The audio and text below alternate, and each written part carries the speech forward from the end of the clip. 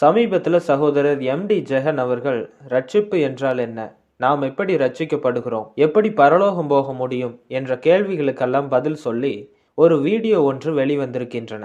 அந்த வீடியோலே சகோதரர் எம்.டி. ஜெகன் அடிப்படை சத்தியத்தின் ஆரம்பமான ரட்சிப்பை குறித்து பேசியிருக்கிறார். அதில் அவர் என்ன பேசுகிறார், ஒரு மனிதன் எப்படி ரட்சிக்கப்படுகிறான் என்பதை இவர் எப்படி சொல்லுகிறார் என்கிறத இந்த வீடியோல நீங்க இப்ப பாருங்க.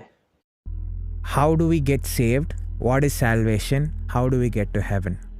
ஸோ சால்வேஷனுங்கிறது த்ரூ ஃபெய்த்து தான். ஆண்டவர் சொல்கிறது விசுவாசிக்கணும். ஆனால் அதே நேரத்தில் நம்மக்கிட்ட ஒரு கிரியை ஆண்டவர் எதிர்பார்க்குறார். கிரியை இல்லாத விசுவாசம் செத்தது. கர்த்தராகிய இயேசு கிறிஸ்து விசுவாசி, அப்போ நீயும் உன் வீட்டாரும் ரட்சிக்கப்படுவீர்கள் அப்படின்னு. ஸோ ரட்சிப்பு என்பது இருதயத்தில் விசுவாசித்து வாயில் அறிக்கை பண்ணணும்னு இருக்குது. இதெல்லாம் நம்ம செய்ய வேண்டியது. ஆனால் இப்படி செஞ்சுட்டே இருந்தால் ரட்சிப்பு வந்துக்கிட்டே இருக்கும், ரட்சிப்பு ஆண்டவர் மன்னிச்சுட்டே இருப்பார் அப்படின்னு அர்த்தம் கிடையாது. ஒரு இடத்துல ஆண்டவர் நம்மளால் பாவத்தை பாவம் செஞ்சுட்டோம், மன்னிப்பு கேட்டோம். இனி செய்யாதேங்கிறது தான் அங்கே விஷயமே. இனி செய்யாமல் இருக்க நீங்கள் முயற்சி பண்ணணும், பிரயாசப்படணும். அதையும் தாண்டி உங்கள் மாம்சம் பலகீனத்தில் விழும் பொழுது அது பியூர்லி காடுக்கு தெரியும். உங்கள் ஹார்ட்டு நீங்கள் மனுஷனை ஏமாற்றிடலாம், காடை ஏமாற்றவே முடியாது. ஸோ நீங்கள் விருப்பப்பட்டு செய்கிறீங்களா, இல்லை நான் செய்யக்கூடாதுன்னு தீர்மானிக்கிறேன், விழறேன், அது இருக்கான ஆண்டு பார்க்குறார். இது அடுத்த stage.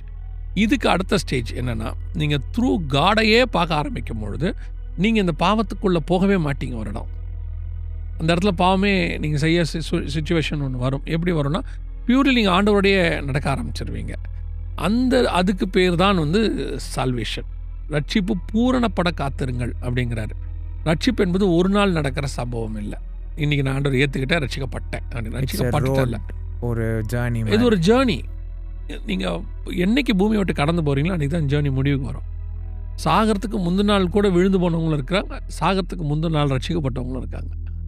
So it's a journey. இப்போது இந்த வீடியோவில் சகோதரர் எம்.டி. ஜெகன் அவர்கள் ரட்சிப்பை குறித்து என்ன பேசியிருந்தார் அப்படின்றத தான் நீங்கள் இப்போ பார்த்தீங்க.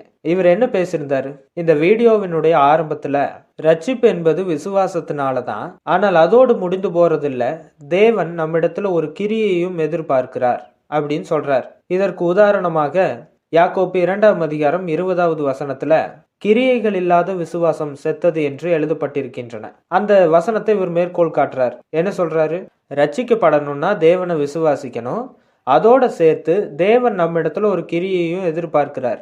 அதற்கு உதாரணமாகத்தான் கிரியைகள் இல்லாத விசுவாசம் செத்ததுன்னு பைபிள் சொல்வதாக இவர் சொல்றார். இப்போ யாக்கோப்பு 2:20 வசனத்துல கிரியைகள் இல்லாத விசுவாசம் செத்ததுன்னு எழுதியிருக்கு. அங்கே யாக்கோப்பு கிரியைகள் இல்லாத விசுவாசம் செத்தது அப்படின்னு சொல்லும்போது நாம் இயேசு கிறிஸ்துவை விசுவாசித்து பெறக்கூடிய ரட்சிப்பை பற்றி அங்கே எழுதவில்லை, மாறாக வேறொன்றை குறித்து அங்கே எழுதி கொண்டிருக்கிறார். அதுலேயும் மிக குறிப்பாக இன்றைக்கு ஒரு மனிதன் இயேசு கிறிஸ்துவை விசுவாசிக்கும் போது அவனுக்கு ரட்சிப்பு கிடைக்கிறது. இது எந்த மாதிரி ரட்சிப்பு? இது ஒரு ஆத்தும ரட்சிப்பை குறிக்கிறது.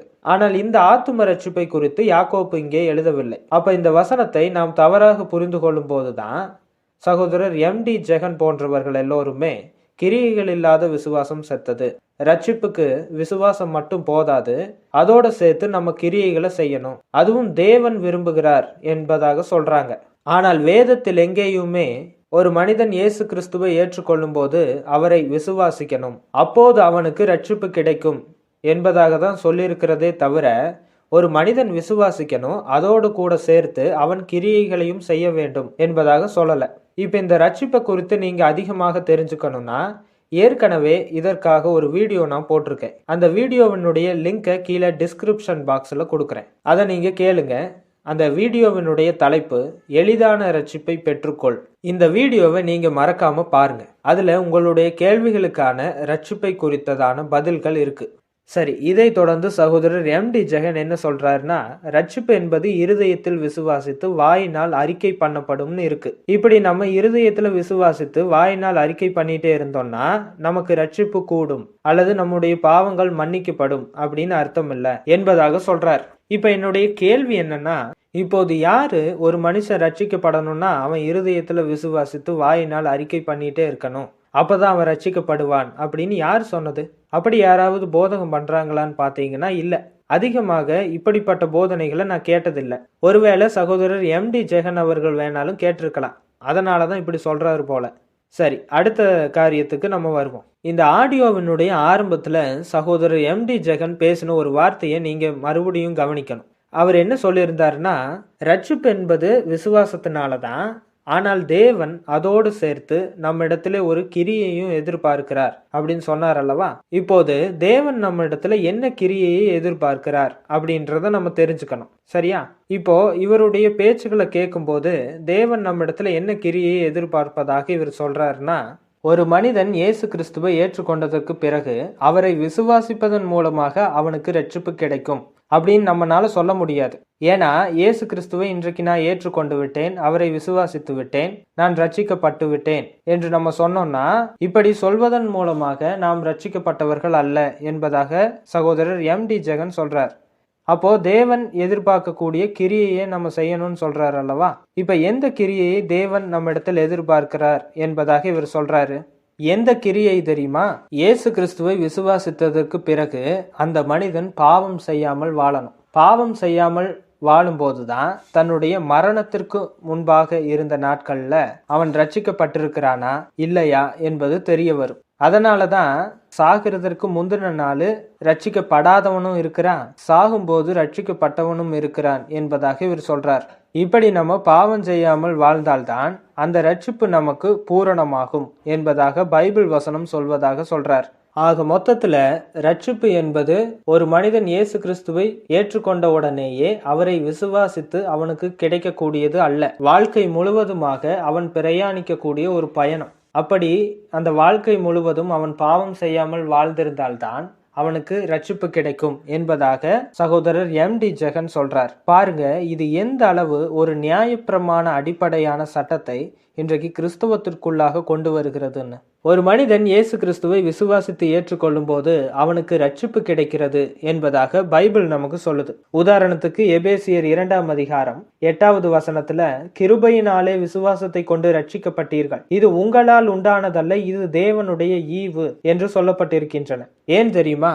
ஏனென்றால் இயேசு கிறிஸ்து ஒரு மனிதனுக்காக மரித்து கல்வாரி சிலுவையிலே தன்னுடைய இரத்தத்தை சிந்தி ரட்சிப்புக்கு உண்டான எல்லாவற்றையுமே இலவசமாக மனிதர்களுக்கு அருளிய போது அந்த ரட்சிப்பை நாம் இலவசமாக பெற்றுக்கொள்ளாமல் ரட்சிப்பை நாம் ஏதாவது கிரியையின் மூலமாகத்தான் பெற முடியும். ஏதாவது ஒன்றை செய்தால்தான், அதாவது பாவம் இல்லாமல் வாழ்ந்தால்தான் நம்மால் ரட்சிக்கப்பட முடியும் என்று இன்றைக்கு மாய்மால போதகர்கள் இன்றைக்கு கிறிஸ்தவத்துல போதிக்கிறாங்க. பாத்துக்குங்க, இவர்கள் எப்படிப்பட்ட நியாயப்பிரமாண போதகர்கள் என்று. மக்களை கிருபையினாலே கிறிஸ்தவத்திற்குள்ளாக அழைத்து வராமல் இப்போதும் சட்டத்திட்டத்தை ஏற்படுத்தி இதை நீ செஞ்சாதான் உனக்கு ரட்சிப்பு கிடைக்கும் என்று போதிக்கிறார்கள். இது எந்த அளவுக்கு ஒரு மாய்மாலத்தனமான போதனைன்னு பாருங்க. ஆகவே இப்படிப்பட்ட போதனைகளிலிருந்து சற்று கவனமாக இருக்க. ஏன்னா கிருபையினாலே நம்மை கிறிஸ்துவுக்குள்ளாக அழைத்த தேவன் உங்களுக்கு இலவச ரட்சிப்பை தான் தந்திருக்கிறார்.